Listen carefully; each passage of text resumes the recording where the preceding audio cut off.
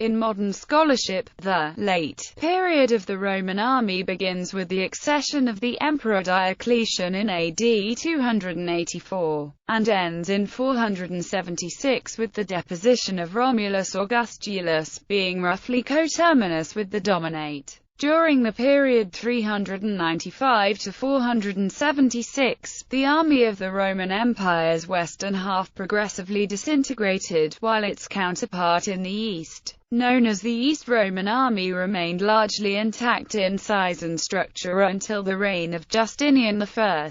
The Imperial Roman Army of the Principate underwent a significant transformation as a result of the chaotic 3rd century. Unlike the army of the Principate, the army of the 4th century was heavily dependent on conscription, and its soldiers were paid much less than in the 2nd century. Barbarians from outside the empire probably supplied a much larger proportion of the late army's recruits than in the army of the 1st and 2nd centuries. But there is little evidence that this adversely affected the army's performance. Scholarly estimates of the size of the 4th century army diverge widely, ranging from California, 400,000 to over 1 million effectives. This is due to fragmentary evidence. Unlike the much better documented 2nd century army, under the Tetrarchy, military commands were separated from administrative governorships for the first time, in contrast to the Principate,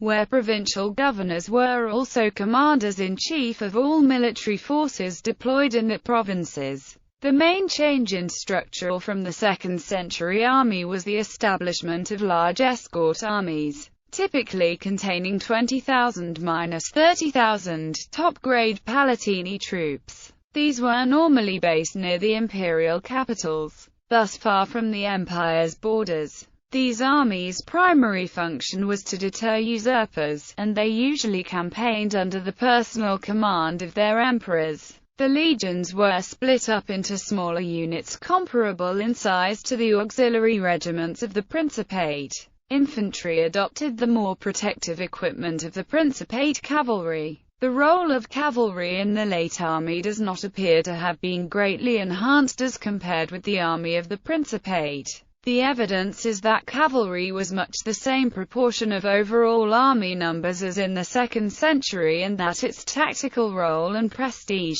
remained similar. However, the cavalry of the late Roman army was endowed with greater numbers of specialized units, such as extra heavy shock cavalry and mounted archers. During the later 4th century, the cavalry acquired a reputation for incompetence and cowardice for their role in 3 major battles. In contrast, the infantry retained its traditional reputation for excellence. The 3rd and 4th centuries saw the upgrading of many existing border forts to make them more defensible, as well as the construction of new forts with stronger defenses. The interpretation of this trend has fueled an ongoing debate whether the army adopted a defense-in-depth strategy or continued the same posture of forward defense as in the early Principate. Many elements of the late army's defense posture were similar to those associated with forward defense, such as forward location of forts, frequent cross-border operations, and external buffer zones of allied barbarian tribes. Whatever the defense strategy, it was apparently less successful in preventing barbarian incursions than in the 1st and 2nd centuries. This may have been due to heavier barbarian pressure,